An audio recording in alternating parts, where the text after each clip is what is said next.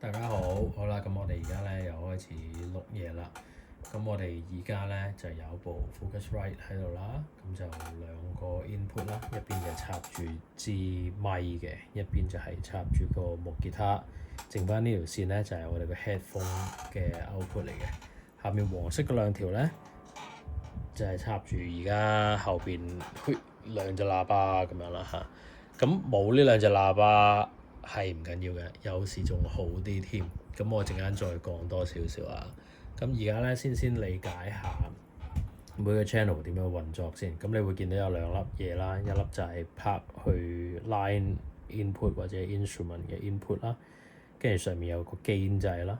咁先講下面嗰個先啦。下面 line input 就係 for 啲本身可能係咪啦，可能係啲有電嘅樂器啦，例如 synthesizer，例如有 preamp 嘅 bass 啦，咁樣佢本身嗰件樂器嘅 output 係大嘅，咁我哋就用 line input 啦。咁如果我本身嘅樂器嗰個 output 係細嘅，例如你譬如篤支電吉他落去啊，咁樣，咁佢係需要放大呢個 signal 佢先 detect 到嘅，咁我哋就拍去 instrument 嗰邊啦，係啦。咁然後上面呢個係個 gain 掣啦。咁個 gain 嘅意思係咩咧？如果我用支咪做個例子，我哋平時收音就係用個咪頭去收音啦，係咪？咁你個 gain 細嘅時候，佢大概就係 pick up 咁樣啦。OK，呢個圈咁樣。咁如果我將個 gain 一路扭大嘅時候，佢就將個收音嘅範圍咁樣放大咁樣啦。咁如果你發現咧喺個台嗰度有陣時開得太大聲會 feedback，就係呢個原因。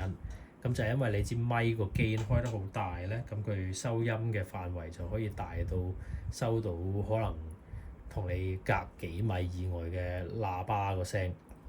咁佢一路播緊出嚟嘅時候，你支咪又 pick up 翻，跟住佢又播多次出嚟，佢又 pick up 翻，又播多次出嚟，又 pick up 翻，咁咪形成一個循環。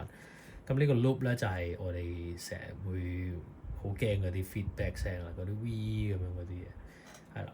咁喺我哋錄音嘅時候咧，亦都要就住呢樣嘢。除咗怕 feedback 之外咧，如果個 gain 開得好大，你諗下，如果我係彈木吉他唱歌，咁我支咪當然要收我把聲啦，係咪？咁但係如果我 gain 開得好大嘅時候咧，同時間佢會收到我支木吉他嘅聲。咁即係話咧，到我錄完出嚟咧，我支 vocal 嘅 track 咧就會有埋木吉他聲喺入邊。咁你想 mix 走佢咧係唔得嘅，咁就非常之麻煩。咁所以咧，我哋當我哋錄 multi-track 嘅時候咧，即係錄一次要錄多過一件樂器嘅時候咧，個 gain 嘅 setting 一定要做翻好少少，係啦。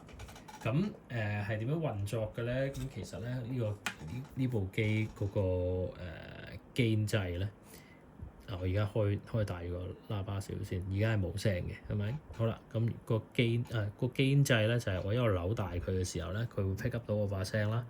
Hello check，係啦。咁去到綠色燈，跟住之後咧就即係話我而家嗰個 input 係足夠啦咁樣。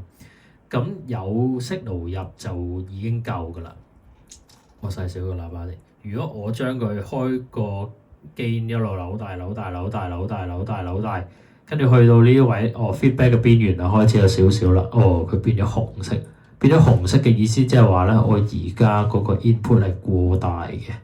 咁錄咗出嚟咧，你會見到條 wave 會頂晒最頂最底咁樣啦，同埋咧你會聽到開始有啲爛聲嘅，係啦。咁我哋盡量都唔好去到呢個邊緣，即係你見到話橙色喎，咁你嗱嗱聲就拉翻落去。咁係唔需要，有啲人咧就話專登要攞個聲係錄到去爛聲嘅邊緣咁樣。